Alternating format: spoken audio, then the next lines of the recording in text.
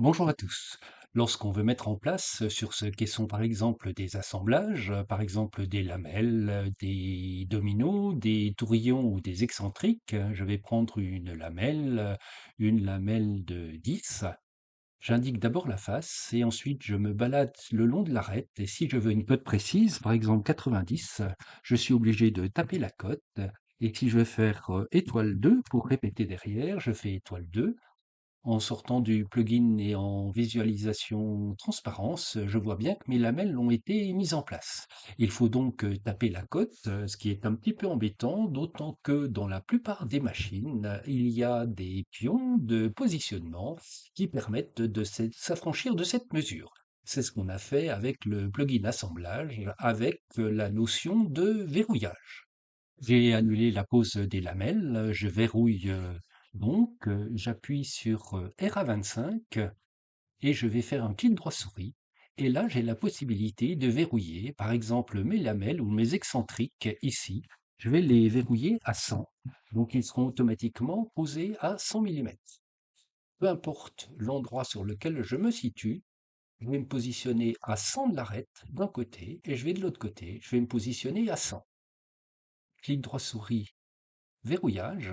Je peux donc verrouiller pour les lamelles, les dominos, les tourillons et les excentriques, et naturellement, ces valeurs peuvent être différentes les unes que les autres. Ça permet donc d'aller sensiblement plus rapidement, et ainsi de retrouver une fonctionnalité dont on dispose à l'atelier. J'ai détruit mes lamelles et je vais relancer le plugin assemblage avec des excentriques et je vais prendre un BA25D, on le regardera tout à l'heure, et je vais verrouiller. J'indique la face sur la table et lorsque j'appuie sur la touche contrôle, on voit que mon excentrique est symétrisé. Je vais le mettre comme ça pour l'instant et aller au bout, symétriser, cliquer. Mon excentrique s'est mis à 100 du bord de chaque côté. Je sors du plugin et je vais regarder ce qui s'est passé.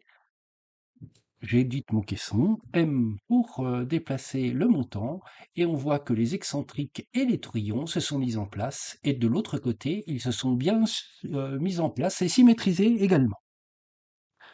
CTRL Z pour revenir. On va enlever les excentriques avec le plugin Modifier assemblage. Je vais les supprimer. Et donc, il me suffit d'indiquer un excentrique et de le supprimer. De même que le tourillon ici, je vais l'indiquer. Je clique, je clique, je clique, clique, clique, clique, clique.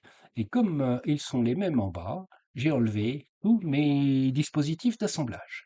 Rappelons que le plugin Modifier assemblage permet de les supprimer, d'éclater, c'est-à-dire de sortir les assemblages, d'éventuellement les déplacer en même temps, ou si on s'est trompé, de pouvoir les réinsérer. Si on regarde le modèle d'excentrique, je suis sous VMS Extension, je vais dans Tools, Assemblies, et je vois donc ce modèle que je vais charger. Je l'ai mis au format 8.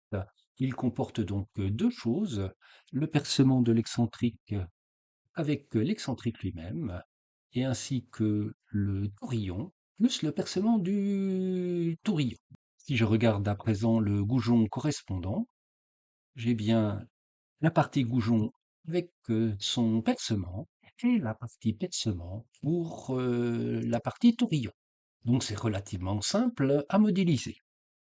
Je refais un nouveau caisson, le label débouchant a changé, ça s'appelle montant filant. Mon coach en menuiserie m'a dit que c'était comme ça que ça s'appelait et que sinon c'est une traverse chapeautée. Je vais donc faire un montant filant, mettre mon caisson à cet endroit-là et quitter le plugin. Je relance le plugin assemblage. J'ai toujours mon excentrique avec mon tourillon. Je vais sélectionner cette face-ci. Je vais faire un clic droit souris et je vais demander symétriser l'autre partie. Donc là, je vais mettre en place, je vais me mettre bien pour qu'on voit bien. Voilà, je le mets en place. Si j'appuie sur CTRL, je le symétriserai, ce qui ne sera pas le cas. Il va venir à 100 et tout de suite après, je vais taper étoile 2. Et donc, grâce au fait que j'ai mis l'option symétriser avec étoile N, l'autre partie est symétrisée. Si je sors du plugin que j'édite mon groupe et que je bouge ce montant-là, je vois bien que la symétrie a été faite. Ce système de verrouillage fonctionne à présent aussi sur les vis. C'est un élève qui m'a donné l'idée de le rajouter. Je vais prendre donc ces vis confirmates. 5,50, ça me va. Si je suis en libre, je peux percer où je veux.